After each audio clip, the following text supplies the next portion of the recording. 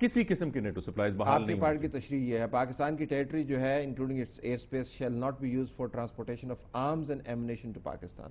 یہ شک ہے نا جی. اور اگر آرمز اینڈ ایمونیشنز نہ ہوئے تو دیکھیں ہر چیز کی قانون سازی اس میں نہیں ہے. یہ شک اس لیے لائی گئی کہ اس وقت بھی پاکستان کی باوجود اس کے کہا جاتا ہے کہ رکاوٹ ہے اور نیٹو سپلائز نہیں جا رہے, اس کے باوجود بائی ایئر ٹرانسپورٹیشن ہو رہی ہے. تو یہ دیکھیں نا آئیڈیل سچویشن اور خاص کر کے اپوزیشن کے حوالے سے کسی بھی قانون سازی میں نہیں ہو سکتی.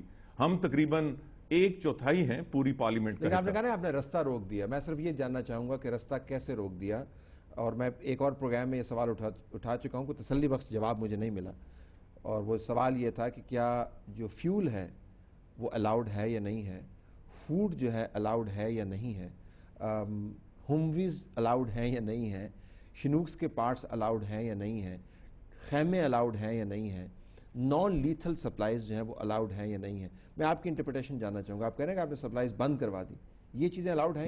میری گزارش سنیں. حکومت کا بنیادی مقصد اس ساری کارروائی سے, اس سارے قرارداد کو پارلیمنٹ کے سامنے لانے کا یہ تھا کہ وہ پارلیمنٹ کا کندھا استعمال کر کے نیٹو سپلائز بحال کر دیں.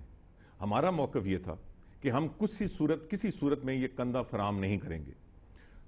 وہ تقریباً 6 یا 7 شکیں جو اس حوالے سے تھیں وہ سب کی سب وڈرا ہو گئیں. اب تو فائنل ڈرافٹ کی بات کریں. اب مجھے یہ بتائیں کہ اس کی روشنی میں آپ کے خیال میں کیا پاکستان کی سرزمین سے نیٹو کو کوئی سپلائی جائے گی یا نہیں جائے گی, تاکہ یہ معاملہ آپ کی تشریح سے معاملہ واضح ہو جائے. نہیں, ہمارا تعلق ہی نیٹو سپلائز کی بحالی سے نہیں ہے. جیسے میں نے کہا کہ جب یہ جنرل مشرف نے ان کو اجازت دی تو اس وقت کی پارلیمنٹ کو تو اعتماد میں نہیں لیا گیا. پیچھے ایک دفعہ روکی گئی, اعتماد میں نہیں لیا گیا. اب پھر مکمل طور پہ روکی گئی, اعتماد میں نہیں لیا گیا. یہ پارلیمنٹ کا طلب صاحب کام نہیں ہے. ہاں اگر یہ روکنا چاہتی ہے, یہ مستقل روکنا چاہتی ہے یا کھولنا چاہتی ہے تو اس کے لیے ایک علیحدہ ریفرنس. لیکن پھر آپ کس طرح کہہ سکتے ہیں کہ آپ نے رکوا دی؟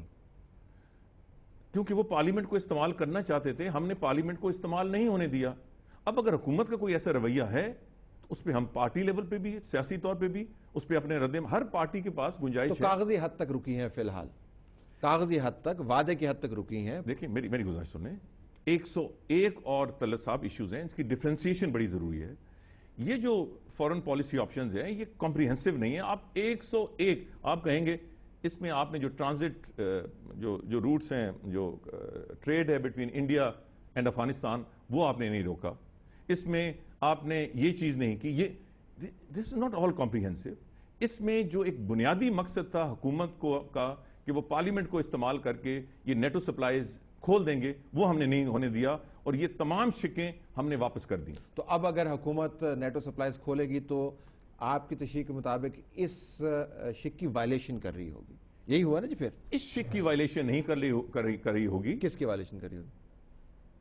نیٹو سپلائز اگر وہ جیسے میں نے کہا کہ کھولنا چاہتی ہے تو سب سے پہلے جب یہ نیٹو سپلائز جنرل مشرف نے کھولے اس وقت کی قومی اسمبلی یا پارلیمنٹ کو اعتماد میں لینا چاہیے تھا, اور آج بھی یہی صورتحال ہے. اگر وہ کھولنا چاہتی ہیں تو از سر نو اس پہ بات ہونی چاہیے, اور وہ 1 پوائنٹ ایجنڈے پہ اگر وہ قومی اسمبلی یا پارلیمنٹ کو اعتماد میں لینا چاہتے ہیں وہ لے کے آئیں, ہم اپنا موقف دیں گے. لیکن یہ ریزولوشن اس لحاظ سے میں پوائنٹ لیبر نہیں کرنا چاہتا, لیکن یہ اتنا اہم ایشو ہے جس کے اوپر آنے والے دنوں میں بہت ساری سیاست بھی ہوگی اور ہو سکتا ہے بہت سارے اس کے اوپر ایجیٹیشن بھی ہو. لہٰذا اس کی وضاحت میں آپ سے چاہوں گا, اور آپ یہ ایک اوور آل پرسپیکٹیو رکھتے ہیں. تو اس جو ریزولوشن پاس ہوئی ہے اس میں یہ جو بیان کیا گیا ہے کہ پاکستان کی ایئر سپیس اور ٹیریٹری جو ہے وہ آرمز اور ایمونیشن کے لیے افغانستان جانے کے لیے استعمال نہیں ہوگی, اس کے تحت آپ کے خیال کے مطابق نیٹو سپلائز کا رستہ رک گیا ہے.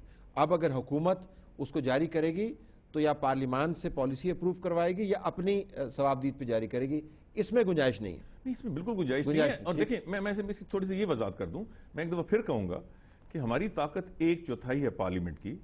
پارلیمنٹ سے اس قسم کی چیز بھی پاس کرانا, میرا خیال ہے کہ ان دا گیون سرکمسٹانسز آپ اپوزیشن کی جو پارلیمانی صلاحیت ہے اس کی داد دینی چاہیے کہ 1/4 ہونے کے باوجود. دیکھیں نا, حکومت کے تو عزائم ہی اور تھے, حکومت تو سب کچھ کھولنا چاہتی تھی, تو پبلک اوپینین کو مد نظر رکھ کے اپوزیشن نے ایک سٹینڈ لیا اور اتنی کچھ اقلیت میں ہونے کے باوجود اتنی گنجائش نکال لی.